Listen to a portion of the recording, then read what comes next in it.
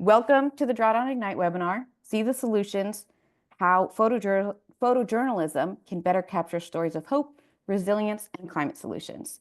My name is Hannah Henkin, and I'm a manager on the Drawdown Labs team here at Project Drawdown. Project Drawdown is a US-based 501c3 nonprofit organization. We are nonpartisan, science-based, and committed to stopping climate change. It is now my great pleasure to introduce Drew Arrieta, Storytelling Coordinator at Project Drawdown, who will kick us off and introduce all our other presenters today. Off to you, Drew. Thank you so much, Hannah.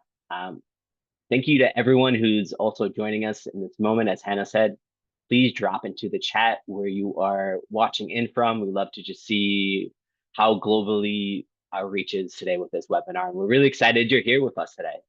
You all could be doing so much. Where we live in a fast-paced, busy world, and you decided to spend this next hour with us. So we really appreciate your time and your attention today. I'm really excited for the conversation we're going to have today to talk about how photojournalism and visual stories can better capture stories of hope, resilience, and climate solutions. Just so you have an idea of what we'll be going through today, first myself and Angela K. Evans from the Solutions Journalism Network will talk about the role of visual storytelling in climate solutions. Then we have two phenomenal photojournalists, Justin Cook and Damaso Reyes, will share their work, talk about their process and approach, and then we'll have time for Q&A at the end. So if you have any questions, please drop them into the Q&A feature in the webinar, and we'll try to find some time at the end to answer your questions.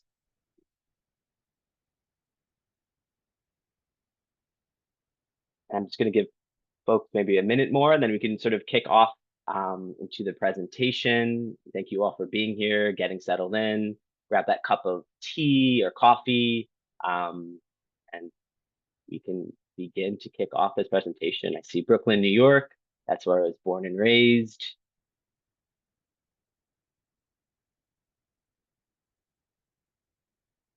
Wonderful. Yeah, we can kick it off to the drawdown story slide. Wonderful. Well, thanks so much, everyone, for being here again.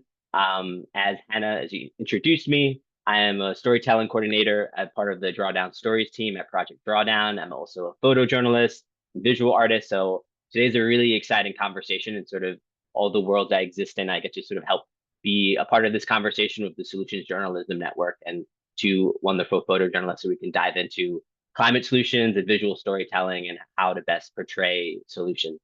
And so I am a part of the stories team. Of work here on the stories team is to pass the mic to those who are most underrepresented when it comes to climate change and help them share their story, share why they're doing the work, really put a human face to climate solutions. Often communities most affected by climate change are left out of the dialogue about solutions. So our stories program passes the mic to new underrepresented heroes through our one-of-a-kind storytelling initiatives. You may have heard of Drawdown's Neighborhood. It's a climate storytelling documentary that passes the mic to climate heroes, like to the right here, Demetrius Milling from Love is Love cooperative farm outside of Atlanta, Georgia, who we spoke to about their work and their climate journey. We also have initiatives like the Global Solutions Diary, a community-generated video library of everyday stories about climate change solutions from people like you. We have over 100 stories from over 25 countries from around the world from people who are sharing the work that they're doing on climate change and specifically solutions and why they decide to do the work.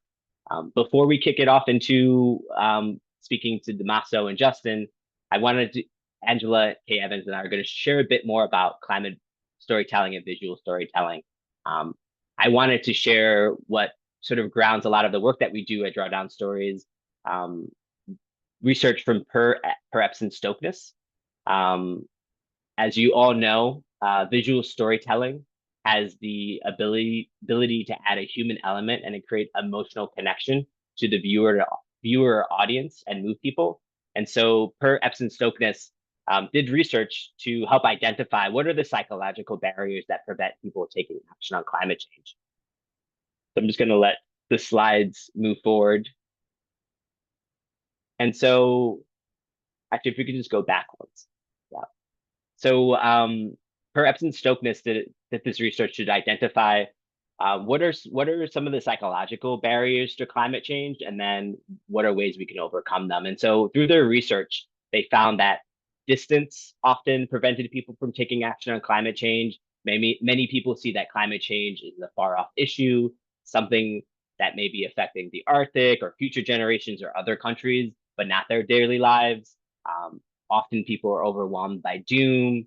We, as we all see almost on a daily basis, there's a lot of overwhelming catastrophic language often used when we talk about climate change. And often these stories make people feel powerless.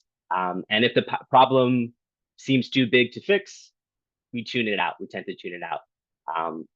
Denial is also a big roadblock or challenge. Too often feeling guilt or responsibility. Some people may just outright reject or ignore climate change, even in the face of the evidence that we have that climate change is real. It's happening now. And then often identity is a psychological barrier that prevents people from taking action on climate change. Climate change discussions can become very political or tied to personal identity, making people resistant to messages that often don't align with their beliefs. So now that we understand these barriers, per Epson Stokeness also looked into how can we move past them and engage people in meaningful climate action. And so some of their suggestions, or what their research found, is that it's really helpful in terms of breaking past these barriers is reframing the narrative. Instead of focusing on distant end of the world scenarios, we need to make climate change feel local, personal, and solvable. As you all know, we have the solutions to climate change. We just need the bold leadership to start implementing it today. And so we need to engage people more into the direct impacts and the actions that they can take. Highlighting immediate benefits instead of framing climate change or climate action as a sacrifice people need to take. We should focus on how it improves our lives daily. Provides cleaner air, better housing, better health, lower energy costs, and stronger communities, things that we all want. And most importantly, inspire hope. People need to believe change is possible. Instead of the doom and gloom we often see, we should highlight success stories where community, businesses, leaders, and individuals have made a difference. And so I love seeing the emoji. So if this resonates with anyone, please continue to drop those emojis. And so to help us continue understanding the power of visual storytelling in climate solutions, I'd like to introduce Angela K. Evans. Angela K. Evans is the Climate Initiatives Manager at the Solutions Journalism Network. She's also has reported on climate and the environment since 2014. And I will pass it over to Angela so she can continue the conversation. Thanks so much, Drew. We're so happy to be here today. I'm calling in from Denver, Colorado, where I am based. I did just want to start with a brief introduction to our work at Solutions Journalism Network, because I know a lot of you may not be as familiar with it. We were founded in 2013 based on this premise that responses to problems are just as noteworthy, just as worth reporting on as the problems themselves. And since then, we've seen that news audiences and communities really agree. They often request solutions reporting. They spend more time reading solutions story, and they also report that they trust solutions reporting more than problem-oriented reporting. Next slide.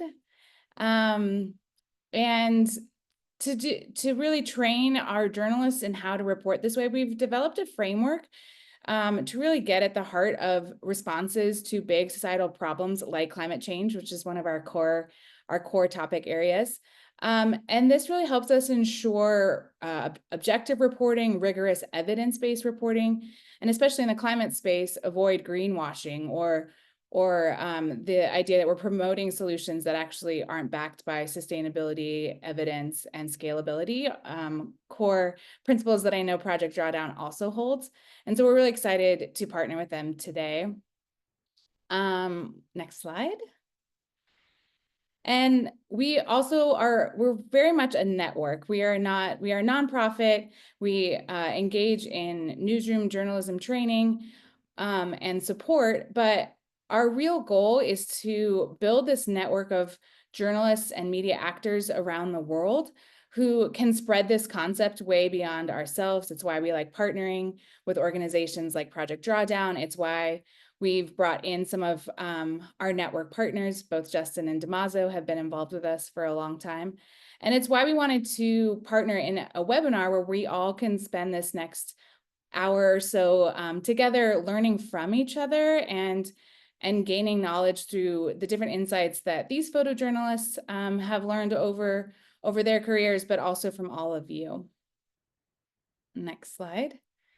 So just building off of what Drew was talking about in terms of why we really believe the solutions framework is so applicable to climate reporting is because we know that it's going to help all of us take effective action and create the change we need to address the climate crisis. And we do this through a couple ways, by the programs, the grant-supported programs we run, by developing resources and providing training. Both Justin and Damaso are part of our Climate Beacon Newsroom Initiative, which this year is focused on climate visual storytelling. One of the things that we definitely have learned over our 10 years or so in solutions reporting is that if we don't match visuals with this solutions framework, if we keep publishing and producing visuals that are problem oriented, then we're actually doing a disservice to the solutions reporting and not engaging our audiences with compelling, as Drew said, human-centered visuals that really can place them in the story as well. And, you know, we've really come to focus on visuals, learning from our network and hearing from our network about how editors and reporters can really engage photojournalists from the beginning of the reporting process to create compelling visual storytelling from the get-go. Justin, who's about to present, wrote this amazing essay with our other partner, Caitlin Ox, about how we can use visuals to really tell a compelling climate story. And this is part of our climate blueprint for media transformation. And it's become a key area of our work that we want to develop. So with that, I will pass it back to Drew. Really happy to be here and for Solutions Journalism and Project Drawdown to partner in this way. Wonderful. Thank you so much, Angela, for that. And just a quick question I saw in the chat about getting involved in the Solutions Journalism Network. There's a link in the chat at solutionsjournalism.org. Highly recommend going to their website, signing up for the newsletter, following them on their socials. A really incredible organization that's doing great work with journalists and visual storytellers. So definitely check them out, and really grateful that we get to partner with them on this. And so speaking of visual storytelling and powerful stories that go along with them, I first want to introduce photojournalist Justin Cook. Justin Cook is a journalist, photographer, and artist based in Durham, North Carolina. His long-term photographic essays and narrative journalism projects tell stories about ordinary people who are being impacted by climate change and connect climate change to things that they are passionate about, their homes, sacred places, and history. So without further ado, I pass it over to Justin. Hey guys, it's me, Justin. Hope you're doing well. Let's go to the next slide. I'm going to talk about a project that I did today with the Solutions Journalism Network, but also with the Pulitzer Center about Princeville, North Carolina, which is a town that's adapting to flooding that's worsened by climate change. Princeville is actually the oldest town in the United States incorporated and chartered by formerly enslaved Black people. And it's located on the Tar River in eastern North Carolina. And when major hurricanes like Floyd and Matthew come really far inland, they cause the Tar River to flood the town, which creates catastrophic damage. The series I did investigates what Princeville is doing to adapt to climate change as well as natural climate solutions in eastern North Carolina. So the chapter I'm going to show you is called The Soil Farmers, and it's about a farmer named Kendrick Ransom, who's a Black farmer who uses sustainable agriculture methods like low-till farming, composting, and other methods which prevent soil carbon from oxidizing and escaping into the atmosphere and turning into carbon dioxide. His method sequesters stuff in the earth and it creates healthy soil. And one thing to know, soil is one of the largest carbon sinks on Earth. Next slide, please. This is a big shout out to Project Drawdown.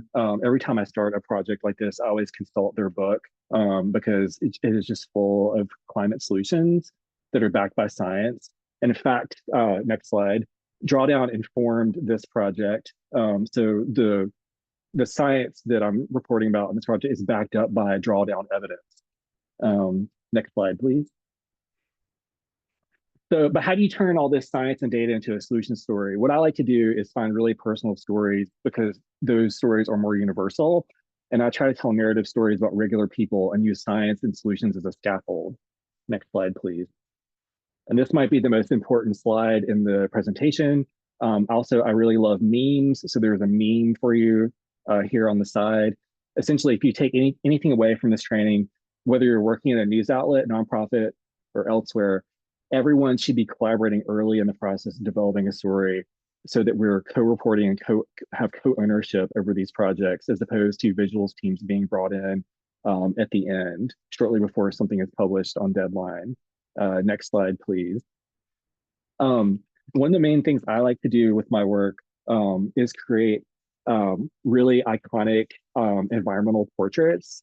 And that way I can kind of connect climate change, again, to the things that people are passionate about, like their homes or sacred places and their history.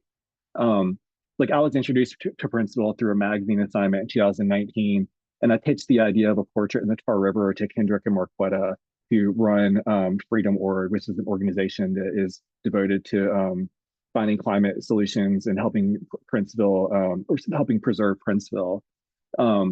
We photographed them in the Tar River, me and my friend Alex. Alex is actually over to my camera left holding a light. So we're like running around the Tar River with like cameras and like light setups doing this portrait. But they really loved this portrait and we collaborated with them to kind of make it feel good for them. And then fast forward like years later when I started this project for SJN and the Pulitzer Center, people in Edgecombe County around Princeville knew of me from this portrait because Kendrick and Marquetta liked it so much and they shared it so often, which really opened doors. But what I took away from that is that like the reporting I do is only as good as the relationships that I have with the people I'm reporting on and collaborating with them really, really deeply and showing up and showing up and showing up over and over and over again. Next slide, please. In a project like this, like, you know, the damage caused by climate change and flooding is important to document, but I don't linger on it. Typically what I do is I make the point and I move on. This is the house that was destroyed by Hurricane Matthew in 2016, and I made this photo in 2022. And you can see the black mold on the wall where the water line from the flooding stopped. Next slide, please. The other thing to understand with like Black farmers in Eastern North Carolina, they've been historically discriminated against by the USDA. They were denied funding that white farmers were given in the 50s and 60s, which has shrunk I think it's like only 1% or 3% of farmers in North Carolina are Black now. So I went back and found historical photos from the Edgecombe County Library to show like what Black farmers looked like over the past century. And these are some sharecroppers near Princeville back in 1917. And it's important to understand that like the climate fight is interconnected with slavery and capitalism, and understanding how these monoculture crops that were grown under chattel slavery were actually destroyed the soil and released tons of carbon dioxide into the atmosphere. So we essentially don't have climate change without chattel slavery. So making these connections is important. Next slide, please. But this is what Black farming in Princeville looks like today. This is on their farm. Actually, it's a new parcel of land that Kendrick and the organization purchased recently. But you know, this photo isn't all that interesting. But sometimes parts of the solution itself aren't that visually interesting. But what I do is I make a process photo or a point photo and keep moving. So this is sort of one of those pictures that kind of shows like the action of like tilling the beginning of a brand new garden bed. Next slide, please. The land is always a really important character in my work, and sometimes you just have to change your perspective to look at it differently. And this is Kendrick breaking the ground on his garden plot on a spot that he hasn't farmed in a couple of years. Next slide, please. Again, I photographed cotton from the ground, and it wasn't nearly as interesting as it was from the air. This is cotton that was planted with a GPS tractor, so it's like has like really straight rows. Next slide, please. Here's a meme, an original meme by me, just for you. One of the things that I've learned early on is you don't need to illustrate every pillar in a solution story. Let the words serve the pillars they best serve, and use visuals to basically capture what they can capture. The photos don't have to be literal. They don't have to illustrate the words of the story exactly. They can actually tell their own parallel story that complements the words and do things that words can't. Next slide, please. So an example of that in this story, I used visuals to tell the story of why Kendrick does this. And he does this because he is trying to feed his children, his community, healthy food, which is a sort of a story that's parallel to the whole science story and climate story. You know, Kendrick didn't even realize that what he was doing was a climate solution. He just lives in a food desert, and he was concerned about healthy food for his family, his community. But what he's doing is actually what's called a multi-solving solution, because it provides food in a food desert. It is a climate solution, and also restores and heals soil that was destroyed by monoculture crops. Next slide, please. That's Kendrick and the kids again. You know, joy is a climate visual. So I've really tried to focus on that in the story. Next slide, please. This is a really fun scene. Freedom Oregon Golden Organic Farm, where Kendrick works, has this thing called the Farm Olympics every year, where they basically have kids come out for summer camp for a week, and they train them to do organic farming. And Kendrick firmly believes that you have to be strong to be a farmer. So they have like exercise classes and yoga. And this is a scene from where they were running around and jumping over hay bales, which was really fun. And I think, you know, photos like this are really important because places like Princeville are often portrayed as struggling or dying or full of only old people. And that's actually just not true. And to really understand that, you just have to spend some time there with your camera and take readers where they've never been before and show them something new. Next slide, please. This is an example of photographing the results of the solution, which is this beautiful Eastern North Carolina loamy soil that's like a little sandy and full of compost and like really well taken care of. And it really does a good job of absorbing water, which prevents flooding. I treated everything in this story like a portrait. So I used studio lights to light, you know, the shots of the soil. The next slide, please. The plants. Next slide. Oh, the adorable chickens and chicks on the farm. Next slide. And the pigs. But yeah, I mean, this, you know, the story is about really intense things like climate change and climate solutions, and also discrimination against Black people. And I let the words to really tell that part of the story, and instead let the visuals be more joyful and be more inviting and show like, here's a solution in action. Here's what it feels like. And that's also something that you can do. The cool thing about Kendrick's methods is that where I previously lived, I started an organic garden in my front yard using his same methods. And holy crap, it produced like the methods he uses really work. So next slide, please. One of the big takeaways from this project, one of the big outcomes is that as a result, Kendrick actually became more interested in understanding climate change from our relationship working together, and wants to speak out about it more. And Freedom Org, run by he and Marquetta, they've actually changed their organizational structure and plan to include an emphasis on climate change now, which is such a great outcome. Like, that's cooler than any award or, you know, thing like that could happen as a result of the project I'm working on. You know, we still keep in touch. Like, I consider them good friends of mine, and we're in community, and you know, community and those sort of relationships are really foundational to surviving in the age of climate change. So next slide, please. These are just summary slides. That way you can screenshot them. I'll let them linger for a second. Next slide. More summary. Next slide. That's it, I think. Thanks, y'all. Wonderful. Thank you so much, Justin, for that thorough overview of that project, your process, your relationship with Kendrick. I think it's really insightful for everyone, for myself, and for everyone who is watching along. You can see tons of emojis are coming through right now, so I really appreciate you walking us through that. Next, I'm going to You're welcome. introduce Damaso. Damaso is an award-winning journalist and contributor to the Amsterdam News since 1996. He's been published by the Associated Press, the New York Times, the Wall Street Journal, San Francisco Chronicle, New York Magazine, KSFR Radio, the Miami Herald, Forbes.com, and the Irish Times. We're so excited to have Damaso with us today, and he will now walk through a presentation of some of his visual work around climate change. And then we will do a Q&A afterwards. And so if you have any questions, please drop them into the Q&A feature.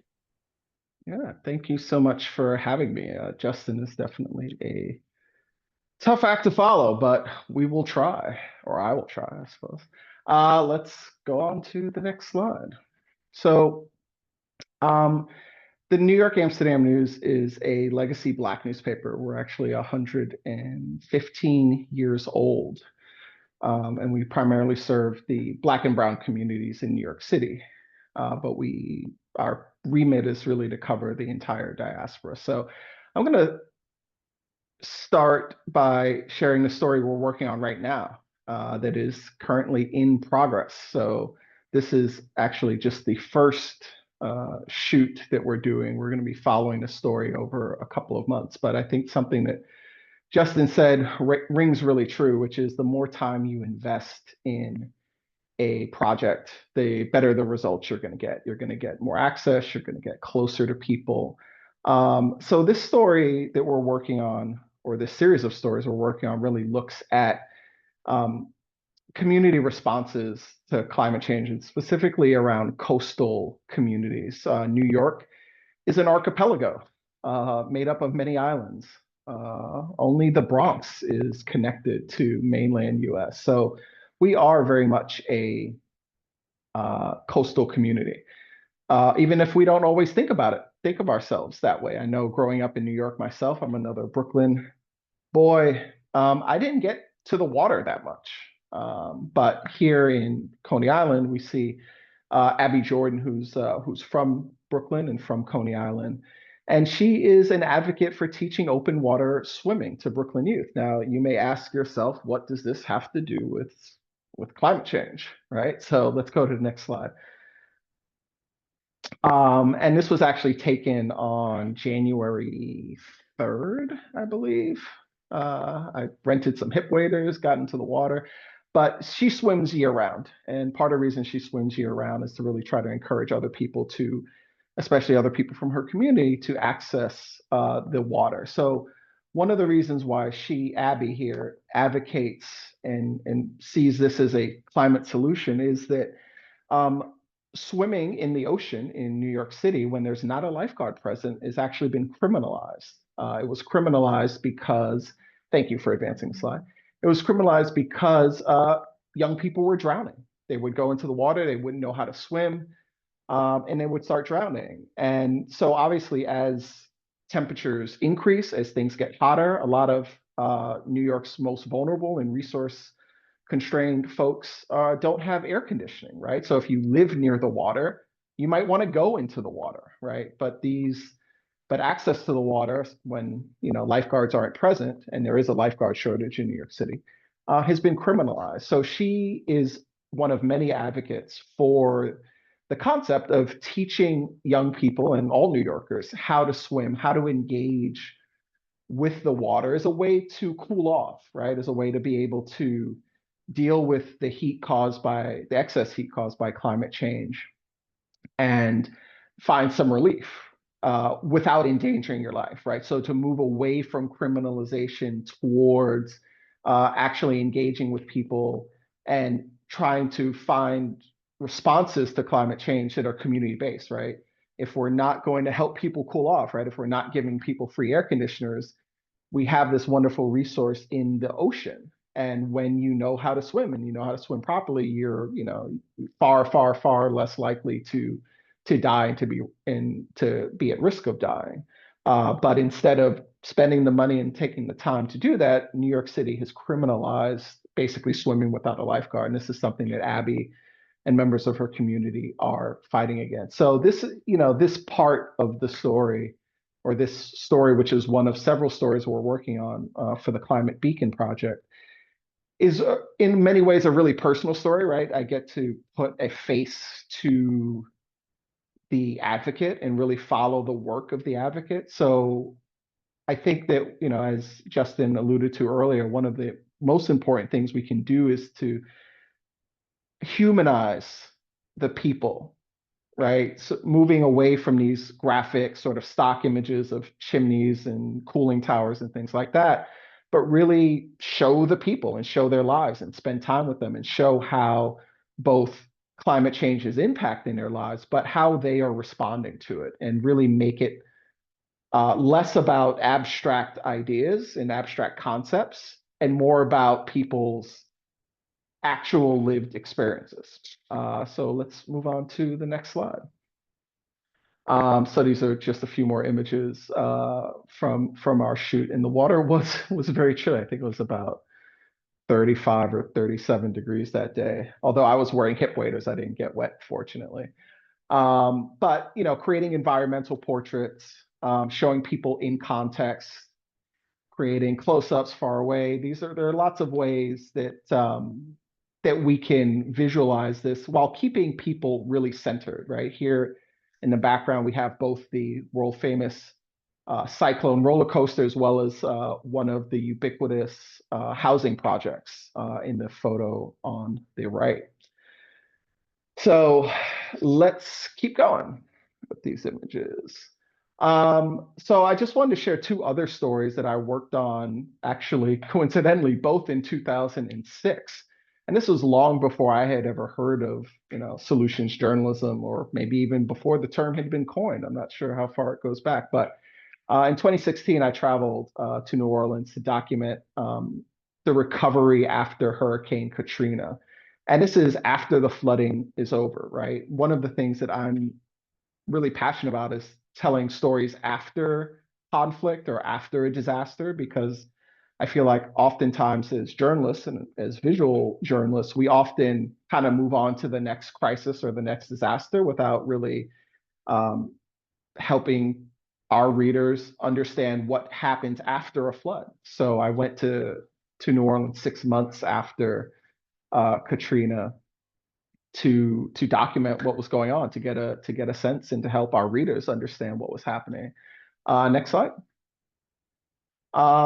So one of the people that I spent time with was this gentleman, Ed Robinson, who's a small business owner in the lower Ninth Ward, and this is where he grew up. This is where his family was from, and he, you know, I got in touch with him and found him and spent the day with him. I let him show me his community, right? Rather than just sort of wander around aimlessly, actually engage with a resident, and made sure to, you know, make one of my stories really anchored around him and his experience and what he felt like he needed and what his community needed. So again, this is, you know, a fairly straightforward example of an environmental portrait, but one that really tries to balance and help us connect with the humanity while still helping us understand the context in which this gentleman lives. Let's keep going.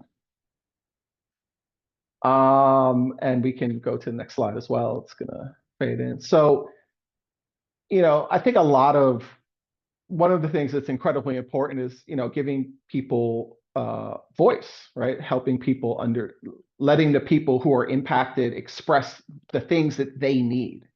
And this is something that I feel like, you know, there were protests happening even 6 months later, you know, in front of the building where FEMA was housed, but it wasn't getting a lot of coverage. So for me, I think, you know, again, environmental portraits give you this opportunity to help provide context, but it's really important to spend that time to keep working on stories even after, you know, most other journalists have left, or maybe even at what, before they've even arrived.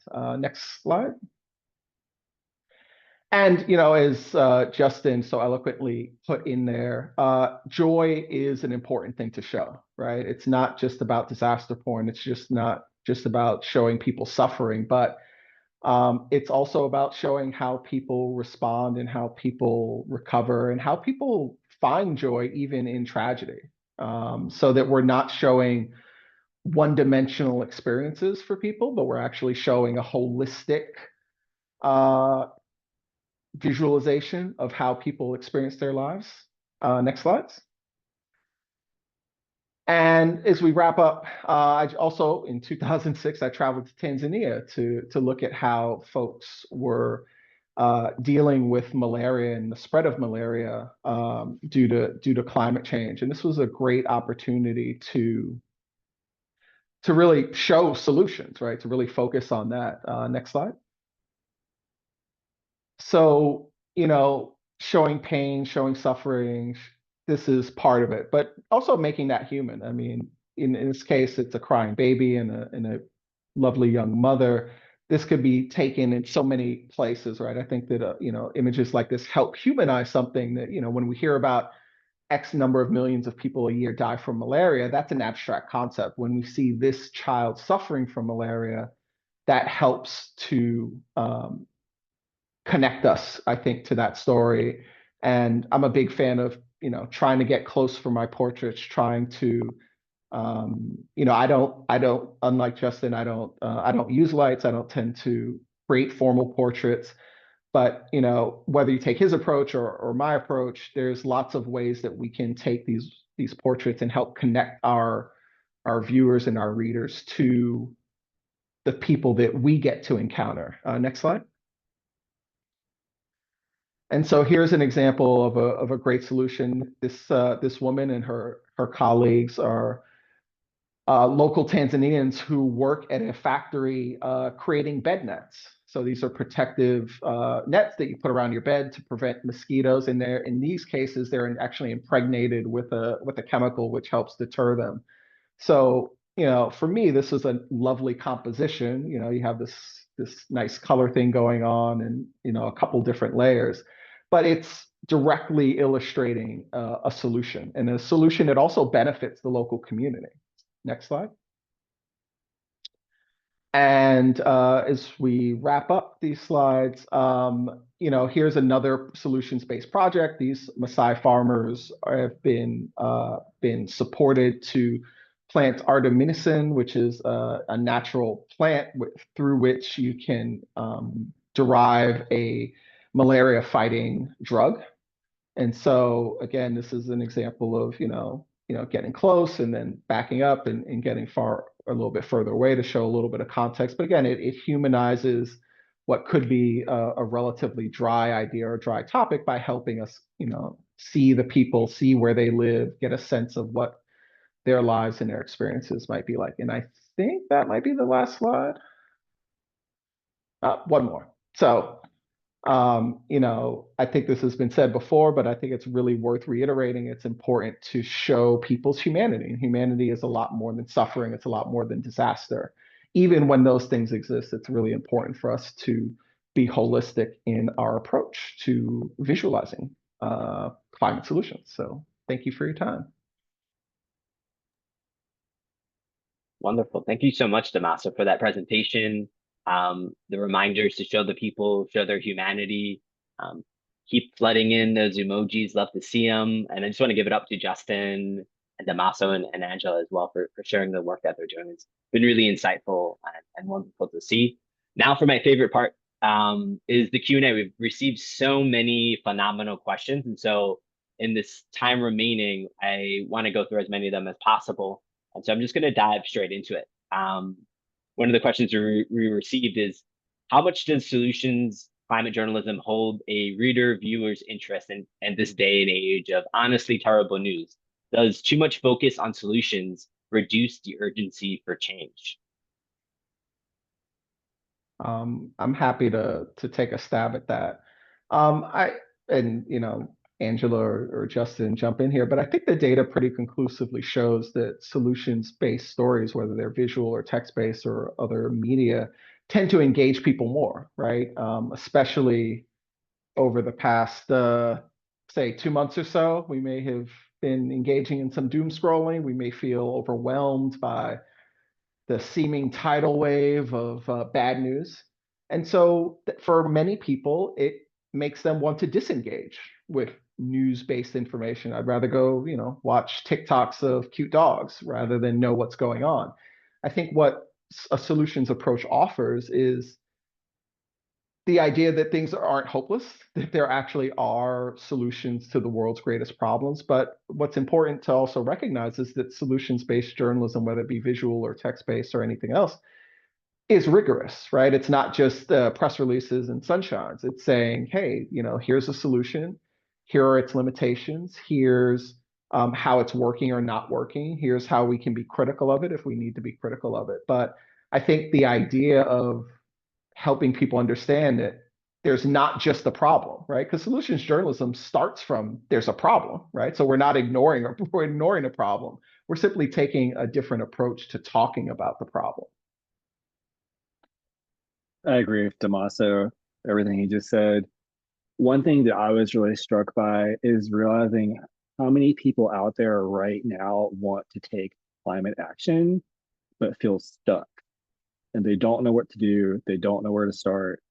But when you see yourself in a climate solution story, that gives you a starting point. So a good example is Kendrick. Like, one of the biggest goals for me in that project was helping people see themselves in the fight for a livable future. Whoever you are, whatever you do, there is some way for you to plug in. For Kendrick, it's his love for organic gardening and farming. What he's doing isn't like a huge scalable solution. It doesn't necessarily need to be one, but it's something that he can do right where he is and have some immediate impact on his community. So that's my take on it. Wonderful. Thanks so much for those reminders and that answer to that question. Next question that we received: how do you make machines, technology related to climate solutions, for example, green jet fuel, look interesting rather than just some pipes in a box? This was touched in sort of a bit into your presentation, but if there's anything else that you want to sort of share about capturing green technology and thoughtful ways to share that story visually. Like from a photo perspective, not every solution story needs an all-out visual assault on it. So I think my perspective is sort of saving the massive visual approach for the stories that are inherently visual. Stories like that, though, when it's about technology, it could be, there's different ways to visually tell a story. There can be animation, there can be infographics, there can be illustrations. So kind of thinking holistically about what approach is best for telling the story is where I would start. Yeah, just to chime in, I think that, people operate machines. So machines just don't work in the abstract. They actually have people attached to them, whether they're mechanics or engineers or maintenance folks. So yeah, you can take the abstract photo of the pipes or the holding tanks or things like that. But if I were, say, assigned a story on green fuel, that would be the smallest part of the story. I'd be really focused on the people who make the stuff, the people who benefit from it, the people who are using it. So a lot of times I think that we need to simply find the human component, find the human connection, even in something that feels or seems abstract, right? We are connected to nature, and we're also connected to machines, right? We make the machines, we service the machines, we run the machines. So whenever possible, find, and sometimes it's just a hint of humanity. Sometimes it'll be a discarded newspaper, or sometimes it'll be somebody's work gloves, or sometimes it'll be a jacket. But there are very few machines that don't have some sort of human interaction or human imprint. And this is another argument for spending more time in a place. If I have 15 minutes to photograph, or an hour to photograph a green fuel plant, I'm probably not going to necessarily interact or necessarily find all the people who do that. If I come back over the course of a couple weeks, you know, an hour or two at a time, I'm more likely to fully understand how this machinery works and how it is impacted by and impacts the people around. Love that. Yeah. And thanks for the reminder that there's us as humans, we're connected to the machines, nature, everything around us. And there's a human element to it all. Speaking about sort of the stories that you capture, we received the question of there are so many stories to tell, even when focusing on a singular disaster event. How do you choose your subjects or stories? How do you maintain your commitment to showing the whole picture and experience?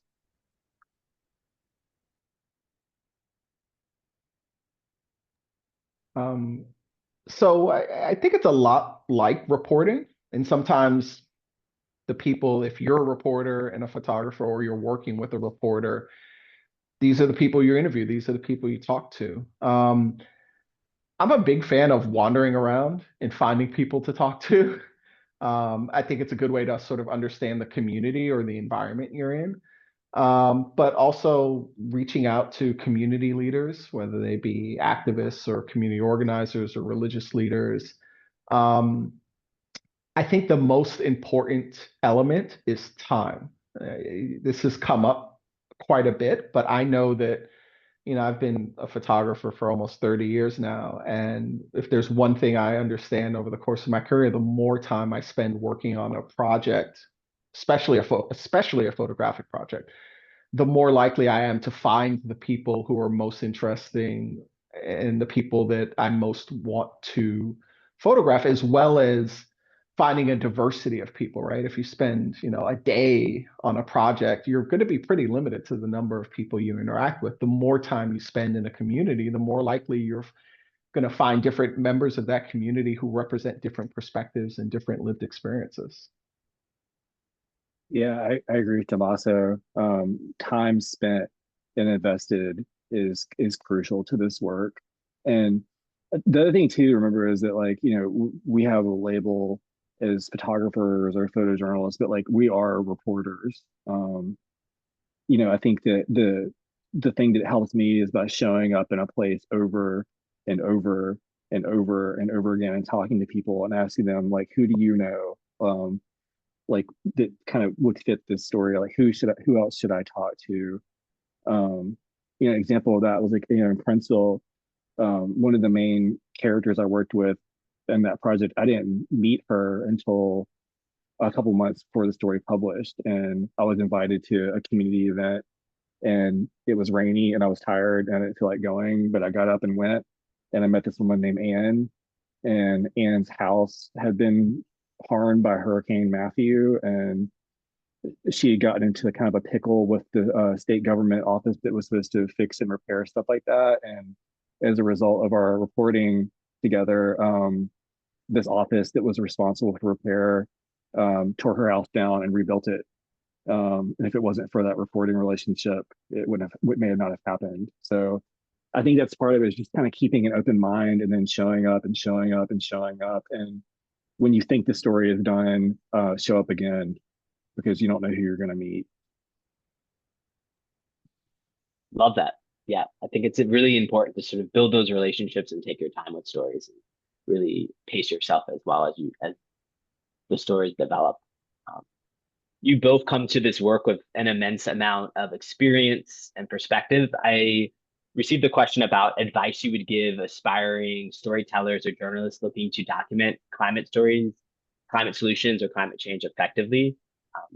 What approach would you take if you were just getting started tomorrow in terms of getting, you know, documenting climate solutions or reporting? Get a therapist. I think that's just good advice in general, right? Yeah.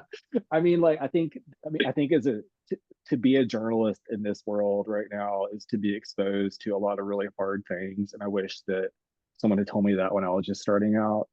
Whatever journaling you're doing, that will, you know, having someone to talk to, especially as climate change gets worse and worse and worse, and we have disasters like Helene and these fires out west, and, you know, floods in Bangladesh and famines and stuff like that. Like, We can't serve the people we're covering and our readers if we're not well.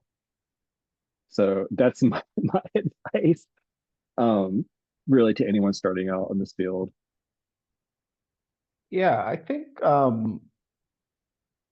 it's really important to start where you're at, start in your community. I think a lot of times as journalists or photojournalists, we think we have to go to some exotic locale to document some big important story. And the reality is that climate change is impacting all of us everywhere in different ways. Sometimes you have to look a little bit harder, but I think it's really important to start with your local community, because you have the most access in theory to your local community. You don't have to drive, you don't have to get on a plane, you don't have to schedule an appointment. You live in your community. So and I think it sharpens your work as a journalist, whether it be photojournalist or as a reporter, to be able to look at what you look at every day with fresh eyes and find the story in where you think there isn't a story, because I guarantee you, wherever you live, there is a climate story. So I would really say start locally, because you have access, you have time in theory, and that gives you the opportunity to practice. Journalism, whether it's visual or text-based or video or audio, is a craft, which means that in order to get good at it, you have to do it a lot over a long period of time. You're not going to say, go to journalism school for 4 years and then all of a sudden, you have as much skill as, anybody who's ever done it. It's like any other craft, whether or profession. You go to medical school and then you become a resident and then you become an intern and then you like spend a lot of time practicing. And I think in order to be successful at telling visual stories, you need to practice a lot. Back in the old film days, I used to joke that, there are 36 exposures on a roll of film because, you're going to make a lot of mistakes. Well, now, with digital media, we have the opportunity to shoot, thousands and tens of thousands of photos, but you actually need to do this work for a long time intensively in order to sort of make all the mistakes and learn all the tropes and unlearn them, and then actually get better and more confident at telling stories visually and becoming close and intimate with people. So the best way to do that if you're starting out is go out your front door and make a right or make a left or go straight, but start in your community so that you're not sitting in a situation, well, unless I get to go to the Amazon rainforest, I really can't tell a climate story. Unless I get to go to the Arctic, I can't tell a climate story. You can tell a climate story from your front porch. I agree with Damaso 100%.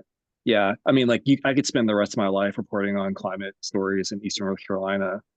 And what I've found too is the more I spend reporting on climate stories only in North Carolina, the more people become familiar with the work that I'm doing, and the more doors it opens as well. So that investment in your backyard essentially sort of pays off in dividends. That way, you're able to have more, better access and more authentic relationships with people. 100%. Yeah. Thank you both for both phenomenal answers and so honest and authentic. So I really appreciate that, and really great advice for anyone who's really thinking about approaching this work. And yeah, start local, start with your community, get to know people, introduce yourself. It's a really important part of the process. We have a lot of folks who are part of this presentation and webinar who aren't exactly journalists themselves. What suggestions do you have for climate communicators or nonprofits that use photos and visuals but aren't journalists themselves? Spend some money, hire some people who are good at telling stories visually. So often we tend to think of visuals last, when in reality we should be thinking about them first, because especially if we're using social media, we connect with social media by looking at visual media first and foremost. So it is actually how you engage with people and get them to click or visit your website or care about the thing that you want them to care about. But we often don't budget for it, right? How many nonprofits out there say, oh yeah, we're going to spend, $2,000, $3,000 or $5,000 hiring a high quality photographer to go out and spend a week or a month photographing the thing that, you know, we're sort of trying to, you know, raise $1 million for. We often don't. We say, oh, let's just get some stock photography, or let's just send somebody out with their cell phone camera. You know, it's important to invest the time and the money as we're budgeting, as we're thinking about, you know, how we're communicating our ideas. If visuals are going to be a significant part of how you're going to engage with people, you need to allocate a significant amount of your budget to it. The images that Justin showed, the images that I showed, come from, you know, a cumulative, you know, more than 50 years of experience, right? It takes time to be able to take photos that are beautiful and nuanced and connect with people, especially if you're on deadline, right? Especially if you say, hey, we've only got a week to do this. We need to hire someone who can go out and nail it. You know, don't send the intern with their iPhone 13s, hire a professional photojournalist. So and then you also support the ecosystem of people who are telling these kinds of stories. So it's a virtuous circle. Yeah, I agree with Damaso. One way to think about it too is you're not just hiring someone with a camera, you're hiring all their experience, all their connections, all their contacts, their understanding of issues that are happening in their community as well. So sort of, you know, the other thing too is AI, like AI visuals, like they're so bad, you can tell like when it's AI, and that whole technology is based off of theft. It's essentially extraction. It's basically I compare it to strip mining the internet for visuals and then dumping it into a computer program. So like it's actually the same type of mindset that created the climate crisis to begin with. So pay real artists, hire real artists, work with real artists.